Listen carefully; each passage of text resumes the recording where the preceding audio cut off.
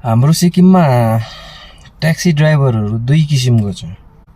कस्तो कस्तो किसिमको हुन्छ भने म भन्छु है तपाईँलाई। एक किसिमको हुन्छ उसले भात खान्छ, अर्को किसिमको हुन्छ उसले गु खान्छ। यो गु खानेहरू चाहिँ कस्तो हुन्छ भने नि अलिकति जाम भएको हुनुपर्छ, ट्राफिक जाम भएको हुनुपर्छ है। आम्मा केही नसोची ओभरटेक गरेर जान्छ सिधै अगाडि हो, अनि अगाडि गएर झन् बेसी जाम गराइदिन्छ। गु पनि फेरि थरी थरीको खान्छ नि, क्याटेगोरी हुन्छ कि गुको पनि। तातो, अलि सेलेको, अलि मन तातो गु खानेले चाहिँ नसोची 1 सेकेन्ड पनि सोच्दैन, त्यसले रोकेर छिरेर गइहाल्छ ओभरटेक गरेर हो।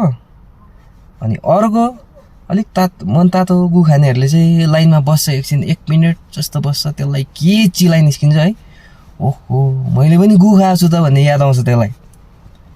त्यसले ओभरटेक गरेर जान्छ। त्यहाँदेखि अर्को अलिक बासी गु खानेहरू 2-3 मिनट बस्छ लाइनमा, अनि सोच्छ है होइन तिनीहरूले मात्रै गु खाएको, मैले पनि खाएको छु, गु खाएको पावर त निकाल्नै पर्यो। ओभरटेक गरेर जान्छ त्यहाँदेखि हो। त्यहाँदेखि अगाडि गएर जाम यस्तो घिनलाग्दो गर्छ। खासमा चाहिँ लाइनमा बस्दा चाहिँ के चाहिँ हुन्छ कि एउटा अलिकति टुरिस्टले कस्तो भनिरहेको हुन्छ भने नि हामीलाई सिक्किमको ड्राइभरहरू कति डिसिप्लिन छ, जतासुकै ओभरटेक गर्दैन, हर्न बजाउँदैन अननेसेसरी होइन, त्यस्तो भनिरहन्छ। त्यो भन्दा यहाँ ओभरटेक गरेर जान्छ कि यसो नम्बर प्लेट हेर्नुपर्छ सिक्किमको गाडी। के को हतार हो, कहाँ जानुलाई हतार हो। अलिकति आफै पनि डिसिप्लिन हुँ न हौ दाजुभाइहरू। त्यो एकछिन ओभरटेक गरेर तिमीहरूले टुरिस्टलाई इम्प्रेस गर्ला लु, आफ्नो टुरिस्टलाई। तर जो लाइनमा बसिरहेछ उनीहरूलाई त टुरिस्टले प्रेसर दिन्छ नि, यिनीहरू त ओभरटेक गरेर गयो हिँड्न। अब टुरिस्टहरू त त्यो उनीहरूको त ठाउँै त्यस्तो हुन्छ, त्यो उनीहरू कोही पनि लाइनमा बस्दैन, दैछाड र मैछाड गर्ने हुन्छ हो। तर एटलिस्ट हामी चाहिँ त्यस्तो नहुँ न त। हाम्रो ठाउँमा आएपछि अलिकति केही कुरा सिकेर जाओस् न है। त्यो कुदाएको हेर्नुपर्छ गाडी। यो कुरा छोड्यौँ कि यसको धेरै लामो जान्छ, त्यो पछि अर्कै भिडियोमा कुरा गरौँला। तर मेन कुरा चाहिँ यही हो, अलिक ओभरटेक चाहिँ नगर्नु के, केही फाइदा छैन। तिमीहरूलाई 500 रुपियाँ देला, 1000 रुपियाँ देला, एकछिनको लागि स्याबासी भन्ला। तर तिमीहरूले जति नै टुरिस्टलाई इम्प्रेस गर न, तिमीहरूलाई सोच्ने भनेको थर्ड क्लासै सोच्छ। त्यो त रियालिटी हो नि, फ्याक्ट हो। बिटर छ अलिकति है, तर यही मात्रै हो फ्याक्ट।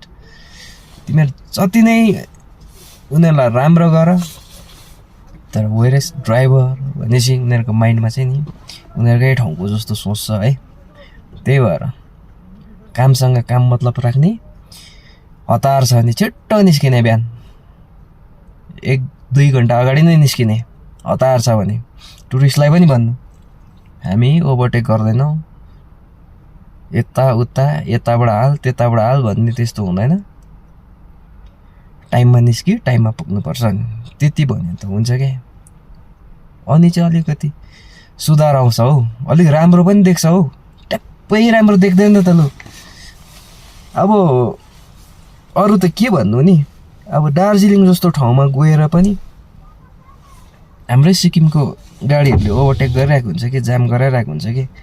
त्यो सानो रोडमा ट्रेन पनि त्यहाँ हिँड्छ है, कुकुर हिँड्छ त्यहीँ, मान्छे बाख्रा सबै हिँड्छ त्यहाँ, मनोज बुबुले भने जस्तो। तर त्यस्तो ठाउँमा गएर पनि ओभरटेक गरेर जाम गरिरहेको हुन्छ, यसकै गाडी नै हुन्छ। प्लिज साथीभाइहरू, मेरो चाहिँ यो हम्बल रिक्वेस्ट हो। मैले हाम्रो सिक्किमको टुरिज्मको फ्युचर चाहिँ राम्रो चाहिँ देखेको छुइनँ कि, त्यही भएर धेरै कुराहरू छ सुधार्नु पर्ने है। त्यो पछि भन्दै जाउँला। तर प्लिज काइन्डली लाइनमा बस्ने प्र्याक्टिस चाहिँ गर्नु है ल। गु खायो भनेर रिसाएको होला, तर हो के ओहो मैले त खाएको थिइनँ त गु त, तर पनि मैले ओभरटेक गरी पठाएँ भनेर यसो याद आयो भने सम्झिनु त्यो अगाडि थाहा नभए भातमा गु पसेको थियो भनेर। राम्रो त्यो सोच भएको, राम्रो दिमाग भएकोले त कहाँ ओभरटेक गर्छ त त्यसरी गएर जाम, एम्बुलेन्सलाई जाम गराएर। अब त्यसै त भिआइपीहरू 24 घन्टा कुदिबस्छ हाम्रो रोडमा होइन, हाम्रो हिल्सको रोडमा कत्रो छ, सानो बाटो छ, भिआइपीले जाम गराइरहेको हुन्छ। अझै ट्याक्सी गाडीले पनि गएर जाम गराउँदा चाहिँ नि त्यो चाहिँ राम्रो देखिँदैन। सो सबै दाजुभाइहरू प्लिज तपाईँहरू लाइनमा हिँड्दैन होला होइन, तपाईँहरूले गर्दा अरू लाइनमा बस्नेलाई पनि अलिकति प्रेसर दिइरहेको हुन्छ, नराम्रो फिल गराइरहेको हुन्छ क्या टुरिस्टले, त्यति चाहिँ बुझिदिनु पऱ्यो।